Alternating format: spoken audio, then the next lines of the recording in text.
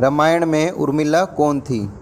पौराणिक मान्यता के अनुसार शेषनाग के कई अवतारों का उल्लेख मिलता है, जिनमें राम के भाई लक्ष्मण और कृष्ण के भाई बलराम मुख्य हैं। रामायण अनुसार राजा दशरथ के तीसरे पुत्र थे लक्ष्मण। उनकी माता का नाम सुमित्रा था।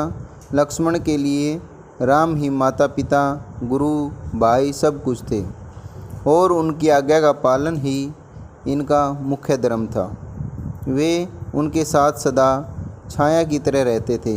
भगवान श्री राम के प्रति किसी के भी अपमान सूचक शब्द को ये कभी बर्दाश्त नहीं करते थे। वास्तव में लक्ष्मण का वनवास राम के वनवास से भी अधिक महान है। 14 वर्ष पत्नी से दूर रहकर उन्होंने केवल राम की सेवा को ही अपने जीवन का ध्येय बनाया। वाल्मीकि रामायण के अनुसार उर्मिला जनकंदनी सीता की छोटी बहन थी और सीता के विवाह के समय ही दशरथ और सुमित्रा के पुत्र लक्ष्मण को ब्याही गई थी।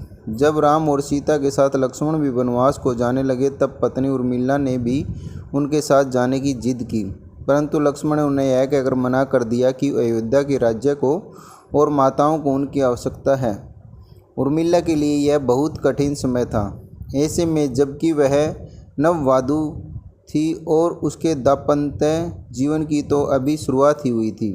लक्ष्मण के वनवास के आने के बाद उर्मिला के पिता अयोध्या आए और उर्मिला को मायके चलने का अनुरोध करने लगे, ताकि माँ और सखियों के सानिध्य में उर्मिला का पति वियोग का दुख कम हो सके। परंतु उर्मिला ने अपने मायके मिथिला जाने से इनकार करते हुए कहा कि पति की आज्ञानुसार पति के परिजनों के साथ रहना और दुख में उसका साथ न छोड़ना ही अब उसका धर्म है। यह उर्मिला का अखंड पतिव्रत धर्म था।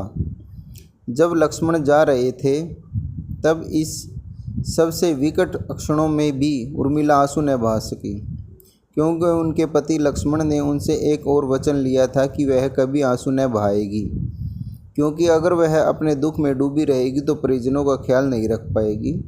इस संबंध में मान्यता पर आधारित एक कथा पढ़ने को मिलती है। इस कथा का वर्णन रामचरितमानस आदि में नहीं मिलता है।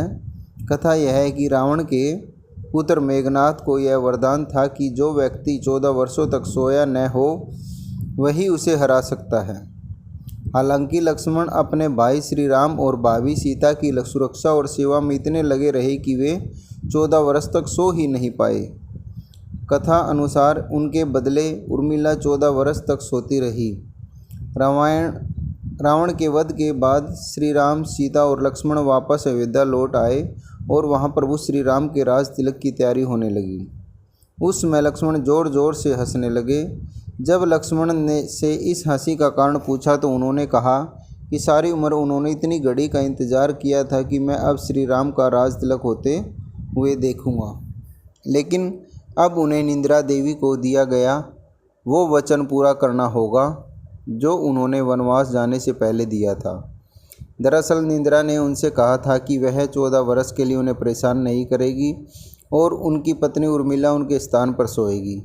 निंद्रा देवी ने उनकी यह बात एक शर्त पर मानी थी कि जैसे ही वह अयोध्या लौटेंगे, उर्मिला की नींद टूट जाएगी और उन्हें सोना होगा। लक्ष्मण इस बात पर हंस रहे थे कि अब उन्हें सोना होगा और वह राम का राज तिलक नहीं देख पाएंगे। उनके स्थान पर उर्मिला ने यह रस्म देखी थी। लक्ष्मण के उर्मिला से अंगद और चंद्रकेतु नाम के 2 पुत्र तथा सोमदा नाम की एक पुत्री उत्पन्न हुई। अंगद ने अंगदियापुरी तथा चंद्रकेतु ने चंद्रकांतापुरी की स्थापना की। अब आप सोच में पड़ गए होंगे कि निंद्रा देवी के प्रभाव में आकर अगर उर्मिला 14 साल तक सोती रही तो सास और अन्य परिजनों की सेवा करने का लक्ष्मण को किया गया वादा उन्होंने कैसे पूरा किया? तो उत्तर यह है कि सीता माता ने अपना एक वरदान उर्मिला को दे दिया था। उस वरदान के अनुसार उर्मिला एक साथ 3 कार्य कर सकती थी।